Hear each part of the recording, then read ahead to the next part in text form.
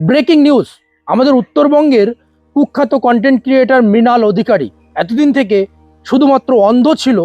আজ যেটা খবর পাওয়া যাচ্ছে যে এই মৃণাল অধিকারী এখন কানে কালা হয়ে গেছে। বন্ধুরা, ঘটনা কি, কেন বলছি, এই খবরের সত্যতা কি, সব কিছু বলবো।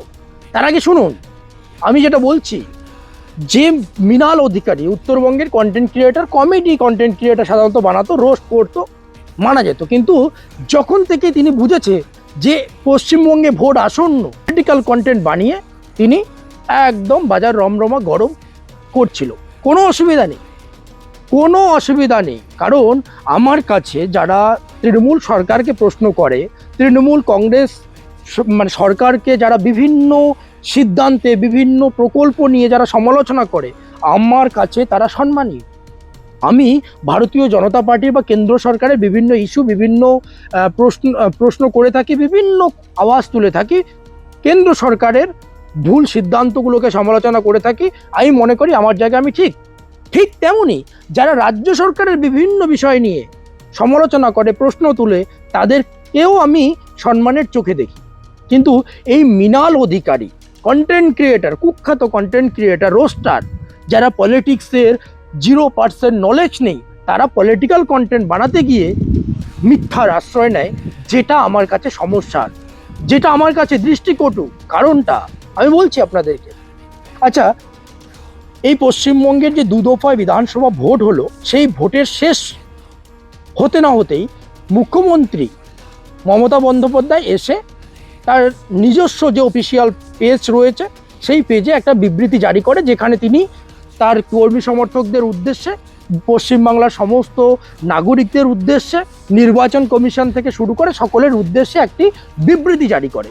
সেই জায়গাটায় প্রতিটা দল, প্রতিটা দল যেরকম একটা প্রেডিকশন করে, যে দাবি করে যে আমরা এতগুলো সিট পাবো, এতগুলো সিট পাবো, বিজেপি বলে আমরা এতগুলো সিট পেয়ে ক্ষমতায় আসছি, তৃণমূল কংগ্রেস বলে যে আমাদের এতগুলো সিট পেয়ে আমাদের পুনরাবৃত্তি হচ্ছে, মানে প্রত্যাবর্তন হচ্ছে, ঠিক এরকম করে দাবি করে প্রত্যেকটা রাজনৈতিক দল।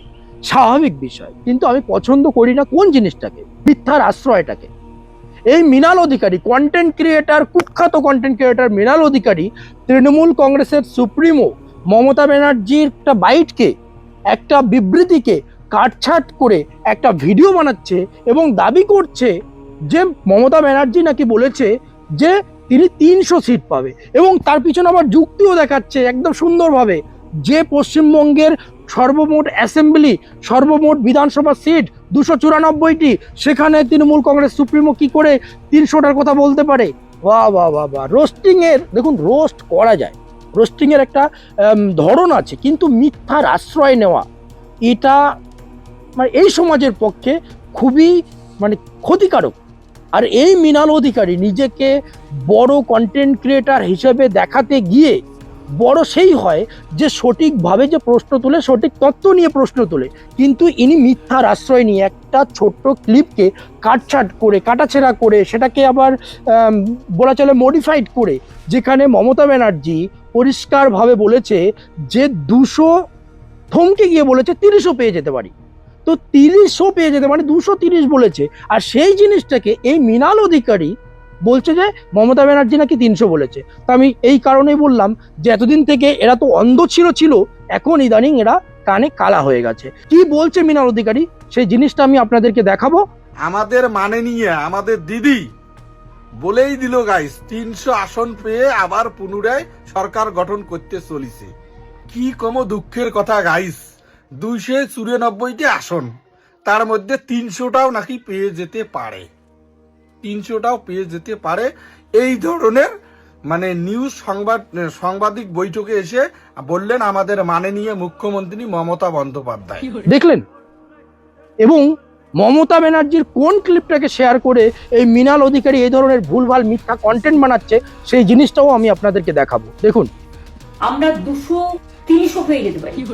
এই জিনিসটা মৃণাল অধিকারী মানে এই ক্লিপটাকে শেয়ার করেছে, এবং এই কথাগুলো মৃণাল অধিকারী বলল। এবার আমি আপনাদেরকে অরিজিনাল কন্টেন্টটা, মমতা ব্যানার্জি সত্যিকারে কি বলেছে, আপনাদের কান দেখুন। অনেকের কানের হয়তো বেশি সমস্যা থেকে থাকতে পারে, অনেকের সামান্য সমস্যা থাকতে পারে, থাকতেই পারে। যদি কারো একদম সর্বোচ্চ লেভেলের সমস্যা থেকে থাকে, সে কোনো শব্দ শুনতে না পারে, তবুও সে বুঝতে পারবে যে মমতা ব্যানার্জি এখানে 300 কথাটা উচ্চারণ করেনি, তিনি 30 কথাটাই উচ্চারণ করেছে। শুনুন মমতা ব্যানার্জি সঠিক কি বলেছে। আমরা 200-300 হয়ে যেতে পারি, 226 ক্রস করবো 2026-এ। শুনলেন? এটাই হলো আমার আজকের এই ভিডিওর প্রসঙ্গ। যে কেউ, তার অধিকার রয়েছে যে কোনো পলিটিক্যাল পার্টির সমালোচনা করা, যে কোনো ব্যক্তিকে নিয়ে সমালোচনা করা বা প্রশ্ন তোলা, রাইট রয়েছে, আমি এটাকে মান্যতা দেই। কিন্তু মিথ্যার আশ্রয় নিয়ে যারা এই ধরনের কর্মকাণ্ড করে তারা আমাদের সমাজের জন্য খুবই ক্ষতিকারক। তারা কন্টেন্ট ক্রিয়েটারের নামে ধাপ্পা, তারা আমাদের সমাজের জন্য ক্ষতিকারক। মানুষকে ভুল পথে চালিত করে, মানুষকে ভুল তথ্য দেয়। এরা হচ্ছে আমাদের সমাজের জন্য এক একটা কালপ্রিট। কি করে একটা ডেটাকে পুরো ঘুরিয়ে দিচ্ছে, মানুষকে ভুল বোঝাচ্ছে। এভাবেই সমাজ অবস্থাকে আমরা পরিবর্তন করব, এভাবে আমরা সমাজ রক্ষা করব। এই ধরনের কন্টেন্ট ক্রিয়েটারের দায়িত্ববোধ, এটা আমি মানতে পারছি না। এটা কখনোই কোনো সভ্য সমাজের কোনো সচেতন নাগরিকের পক্ষে মানা সম্ভব নয়।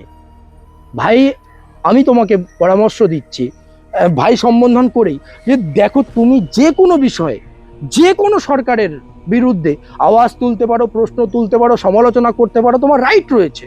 কিন্তু মিথ্যার আশ্রয় নিয়ে মানুষকে ভুল ডিরেকশনে চালনা করা, এটা সভ্য সমাজের কাজ নয়, এটা সব সচেতন নাগরিকের কাজ নয়, এটা কন্টেন্ট ক্রিয়েটারের কাজ নয়।